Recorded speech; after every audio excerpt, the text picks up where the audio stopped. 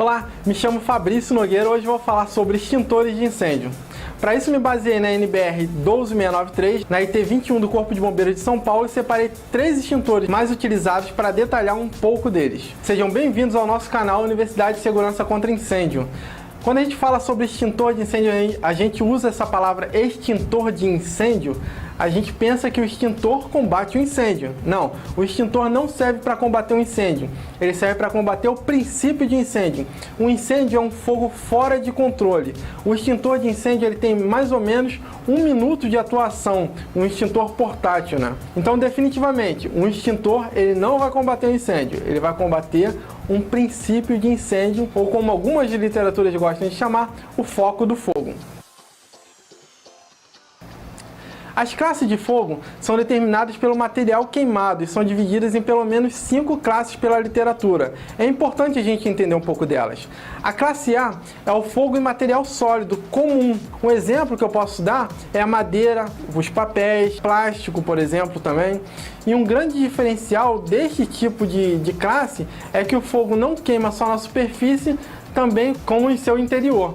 A classe B, o fogo é um combustível sólido ou em combustível líquido. O combustível sólido, por exemplo, eu posso citar a graxa. Já o combustível líquido é a questão do álcool e a gasolina. Neste caso, nesta classe, o fogo acontece somente na sua superfície. Ok? Já a classe C é o fogo em equipamentos e instalações elétricas energizadas. A classe D é o fogo em materiais pirofóricos ou em metais combustíveis. Acontece em metais principalmente quando os metais estão em forma de pó. Já a classe K, bem, esse K vem do inglês kitchen, que significa cozinha. É um incêndio em óleos vegetais, óleos animais e gorduras, usados tanto em cozinhas industriais quanto cozinhas comerciais. Os extintores ele tem algumas classificações também. Os extintores podem ser classificados quanto ao tipo de agente extintor. Então ele pode ser de água pressurizada, CO2, pó químico seco. Ele pode ser classificado quanto à forma de ação sobre o fogo. Ele pode ser classificado também quanto à forma de pressurização, uma questão mais de manutenção mesmo. E pode ser classificado pela massa total. Essa questão da classificação pela massa total é importante vocês entenderem. O extintor portátil é considerado portátil aquele que vai quando tem a massa total até 20 kg. Já o extintor sobre rodas, ele vai partir de 20 kg e vai até 250 kg. Então o extintor portátil não pode ultrapassar 20 kg. Já o extintor sobre rodas, ele vai de 20 kg até 250 kg. Uma orientação que eu dou, um comentário básico, é que você pode sim usar os extintores na tua edificação para fazer um treinamento básico.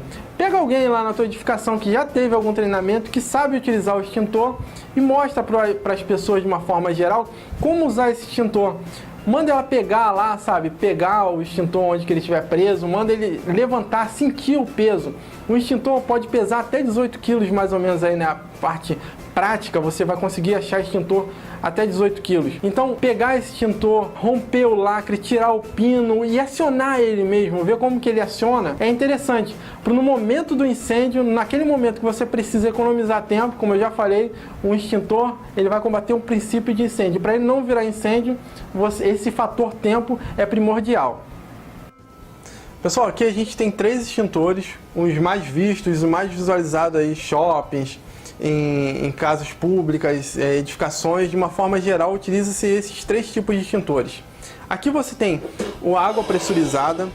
Observe que ele só pode combater incêndio do tipo classe A, tá ok? Um outro ponto que eu chamo a atenção é o selo de homologação junto ao Inmetro. Isso daqui identifica que o teu fornecedor, que a tua manutenção foi feita por uma empresa homologada junto ao Inmetro. E aqui você tem a validade, tá? A validade do teu extintor, quando você tem que mandar novamente o teu extintor para manutenção. Observem o seguinte, esse extintor é acompanhado de um manômetro. Esse manômetro tem que ficar na parte verde, ele não pode nem ficar com pressão acima nem pressão abaixo. Se estiver assim, volta com ele para sua manutenção. Lacre, sempre o lacre tem que estar aqui, não pode estar um lacre violado, ok? O lacre violado quer dizer que ele pode ter sido utilizado. Se ele pode ter sido utilizado, verifica o manômetro. Ok, o manômetro, tendo um lacre, coloca. Não tendo, tem que mandar novamente para manutenção para verificar e colocar novamente o lacre. Tá? Extintor de água pressurizada. O pó químico seco, como eu falei para vocês, eles são bem parecidos. Observem o seguinte, tem uma solda na parte superior, tem manômetro, tem essa parte da mangueira aqui, mas a grande diferença dele é do agente extintor, tá ok? O agente extintor é um pó químico e esse agente extintor é água. Esse daqui combate as classes de incêndio B e C e esse daqui classe de incêndio, apenas a classe de incêndio A. A grande diferença é como que eles vão agir, tá ok? Se você utilizar o pó químico seco numa classe de incêndio A, como o fogo está pegando mais para a parte interna do material, isso daqui vai ter pouco resultado, né? O pó químico seco vai ter pouco resultado. O extintor de pó químico seco, ele não vem cromado normalmente. Essa daqui é uma possibilidade, ele pode vir tanto vermelho quanto cromado. É um extintor bem parecido com o extintor de água. Agora observe que ele combate incêndio do tipo classe B e classe C, tá ok? Também tem um manômetro que você tem que deixar ele sempre na parte verde. Lacre, ok? Mangueira também, muito parecido com o extintor de água, tá? Então esse é um cuidado que você deve ter. Extintor classe A, de água combate classe A. Extintor pó químico seco, classe B e C, ok? Então uma diferenciação básica que a gente costuma falar, né, em meio dos profissionais é um cascudo que você pode dar no extintor e observar que esse do pó químico seco, de fato, tem um som bem seco. Já o de água tem um som mais agudo, tá ok? Então, são as grandes diferenças entre o extintor de água e de pó químico, para você ter cuidado na hora de você combater o incêndio. Aqui a gente tem também um extintor que combate classe B e classe C, ok? Observe que ele é completamente diferente dos outros. Ele não tem a solda na parte de cima, ele não tem um manômetro. Aqui você tem o difusor, aqui você tem o punho do difusor ou canopla, tá ok? A ausência do manômetro, e ele é um extintor que ele emite CO2, tá ok? Então quando você tem a saída do gás daqui de dentro para fora, essa parte do difusor vai chegar a menos 70 graus centígrados. Então você nunca coloque a mão aqui, é um risco de acidente absurdo, é uma queimadura que a gente chama de queimadura de gelo seco, ok? Então é bom destacar que o extintor de incêndio normalmente é o primeiro equipamento a ser utilizado em caso de incêndio. Logo, a pessoa que vai combater o incêndio deve garantir que é possível combater aquele incêndio com mais ou menos 1 minuto. Como eu falei, a carga extintora que está ali dentro do extintor portátil vai garantir esse tempo aí de mais ou menos 1 minuto. Então, para o extintor ser útil, ele tem que ter essa capacidade de combater aquele princípio de incêndio em mais ou menos 1 minuto. E é importante também falar o seguinte, que o extintor de incêndio, ele normalmente, salvo a exceção da edificação unifamiliar, em todas as outras edificações, o extintor de incêndio é obrigatório sim. Na questão da inspeção, eu percebo alguns erros assim básicos, assim que a gente sempre encontra, sabe? Então, pensando nesses erros, eu fiz 5 perguntinhas básicas que você pode incorporar aí no teu checklist para você deixar com a tua brigada de incêndio ou com o pessoal mesmo da tua manutenção, tá ok? Então assim, na hora dele passar lá verificando, inspecionando os extintores, primeiro, ele tem que verificar se os extintores estão nos locais adequados. Se o CO2 está no local do CO2, se o PQS está no local do PQS, se a água está no local da água. A segunda é você verifica se o teu lacre está intacto. Se ele não estiver intacto e você não tiver como garantir, por exemplo, através do manômetro, que não teve perda de carga, você tem que mandar ele para manutenção novamente, não tem como. Manda para manutenção, verifica se o peso está ok, se ele está em condições de uso, e aí vão te mandar com um lacre novo.